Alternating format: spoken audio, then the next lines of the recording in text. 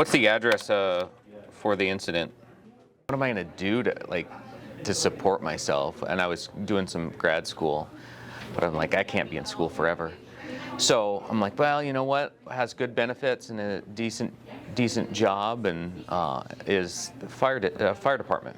So I had no experience with fire department or training I didn't even know how competitive it was.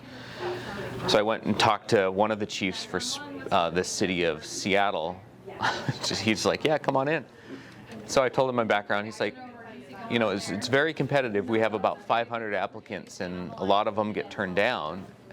But you might be interested in 911. I'm like, oh, tell me more about that. So he gave me information about 911, and when I interviewed and kind of figured out the job, it really excited me because it took my video editing skills, and I felt like I was kind of editing people's calls in real time and condensing that information down to something that's legible for dispatchers to read. So it was just like this fun puzzle that I got to be a part of, and it's always fun to help people out during a stressful situation, try to calm them down and provide some type of assistance. So yeah, I didn't think I'd be in the industry that long, and I'm on my 10th year now. So it sounds like it kind of found you. Yeah. Oh yeah, it did. I wasn't searching for it. It just found me.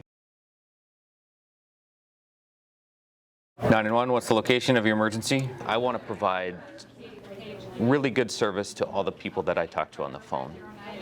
So I'm on the phone and then I see that there's another call or 5 calls that need to be answered. Sometimes I feel the urgency to rush through a call so that I can answer another call, and then there's the stress that I'm not providing the level of service that I would like to, and so it's just trying to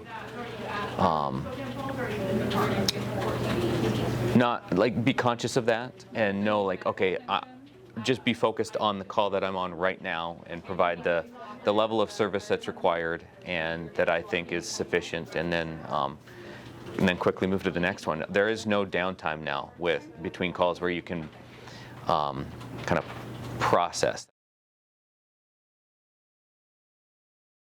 Can you see or hear any breathing? Hearing at the end of a call how the impact of our services has benefited a patient or a victim.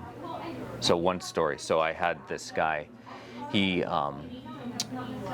was English was not his first language, and he had said that he was here on a work visa and he hadn't used 911 before, and he was from Middle Eastern nation. I'm not for sure if he said which one, but he had never used 911 before, and his wife had stomach pain. And so I'm asking all of these questions. That's what our job is to ask all of these questions. During the process, I could hear him become very, very tense. And I understood that he thought by me asking all of these questions, I was trying to rule out if we should send or not.